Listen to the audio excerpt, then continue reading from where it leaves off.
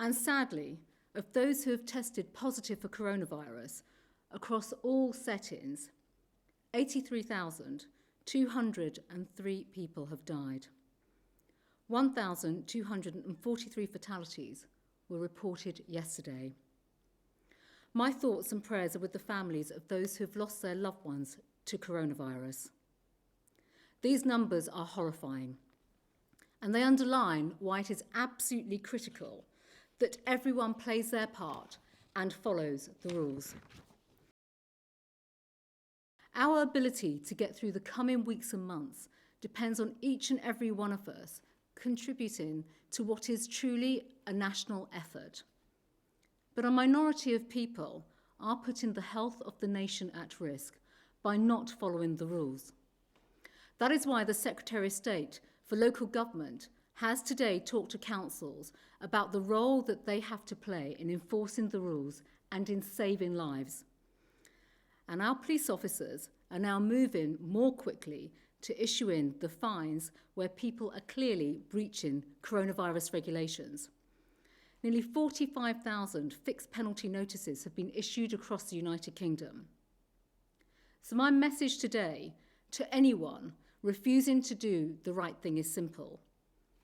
If you do not play your part, our selfless police officers who are out there risking their own lives every day to keep us safe, they will enforce the regulations. And I will back them to do so, to protect our NHS and to save lives. In most of our daily encounters, it's been enough to engage with people, to explain the rules and to encourage compliance. The majority of the public have worked with us, and I thank them for that. But a stubborn number of people have refused to abide by the regulations, and we have had to use enforcement powers. Up to this point, as the Home Secretary has said, across the whole of the United Kingdom, we've issued almost 45,000 fixed penalty notices, and for that, I make no apology. It's very clear that we're now at the most dangerous stage of the pandemic.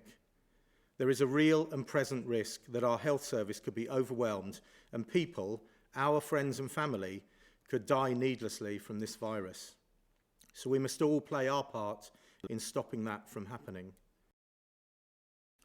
With a virus spreading so rapidly through contact with others, we should all be asking ourselves whether our reason to leave home is truly essential. Those personal decisions are critical. Since October, we've been guiding our officers to move more quickly to issuing a fine where people are clearly breaching regulations and they're not listening to us. And in most cases, the person will comply after one request.